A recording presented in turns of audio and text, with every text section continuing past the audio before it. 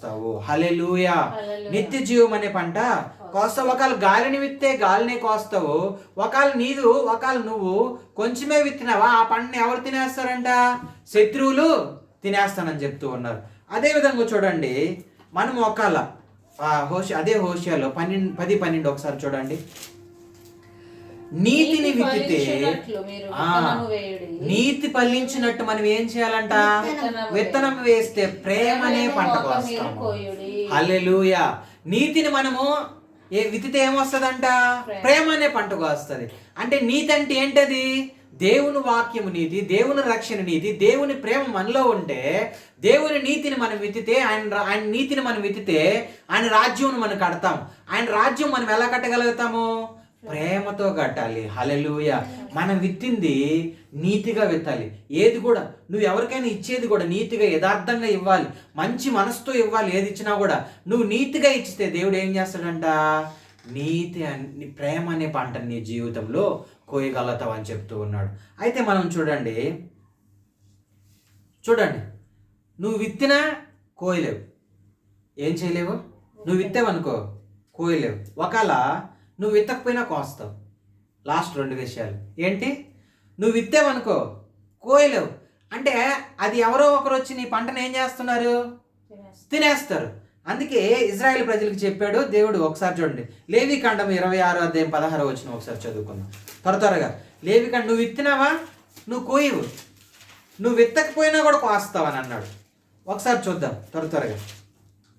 నేను మీకు చేయనిదేమనగా మీ కన్నులను క్షీణింపజేయునట్టు మీ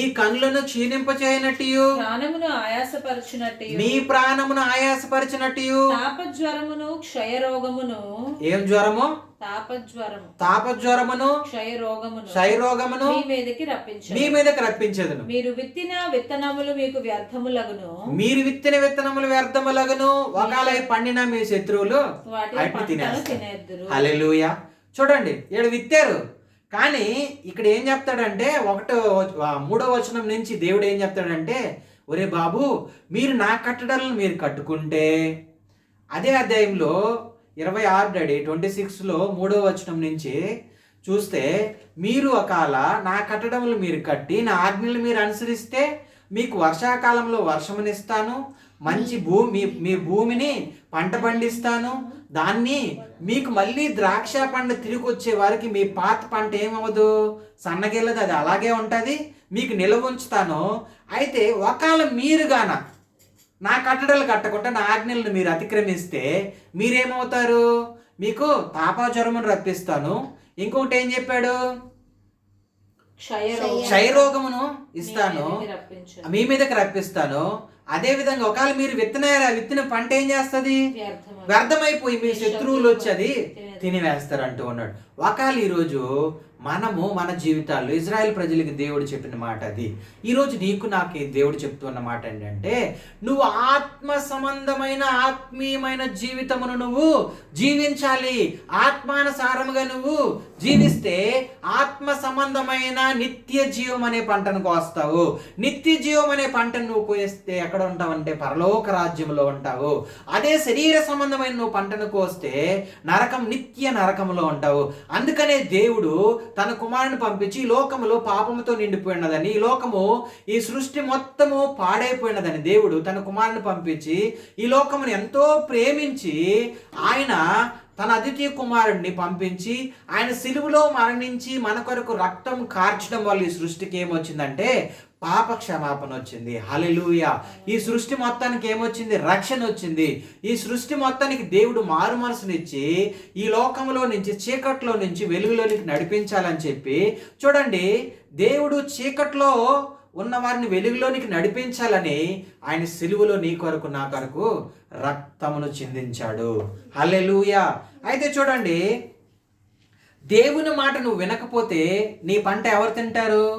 శత్రువులు తింటారు. దేవుని మాట ప్రకారం నువ్వు జీవించకపోతే నువ్వు సంపాదించిన సంపాదన ఎవరి పరమైపోతుంది? ఇప్పుడు చూడండి, చాలామంది డబ్బు ఉంటుంది, ఆస్తి ఉంటుంది, అంతస్తు ఉంటుంది, ఎవరుండరు?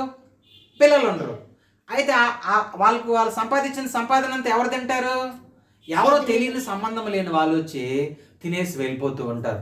ఒకవేళ మన పొలంలో నాటిన విత్తనాలు ఏం చేస్తుందంటే కాకులు కానీ గద్దలు కానీ లేకుంటే రకరకాల పక్షులు వచ్చి ఏం చేస్తూ ఉంటాయి, తిని వెళ్ళిపోతూ ఉంటాయి. ఒకవేళ మనం నాటిన విత్తనాలు ఏం చేస్తారంట, శత్రువులు వచ్చి వాటిని తీసుకెళ్ళిపోతారు. ఎప్పుడు దేవుని ఆజ్ఞ ప్రకారము దేవుని కట్టడములు కట్టకుండా నువ్వు వేరే మార్గంలో నువ్వు నడిచావంటే అప్పుడు ఖచ్చితంగా నీ పంటను ఎవరు తింటానని చెప్తున్నారు? శత్రువు అంటే ఎవరు మనకు? సాతానుడు ఏదో ఒక రకంగా వచ్చి మన జీవితంలోకి వచ్చి ఏం చేస్తాడనంటే ఆ పంట మొత్తాన్ని తీసుకెళ్ళిపోతాడు. చూడండి, దేవుడు మన జీవితంలో ఏ విత్తనం వేశాడు? మంచి విత్తనం వేశాడా, చెడ్డ విత్తనం వేశాడా? మంచిదే వేసినాడు. మంచి విత్తనం ఏం చేయాలి? అది చిన్నది మొలకెత్తాలి, పెరగాలి, ఫలించాలి.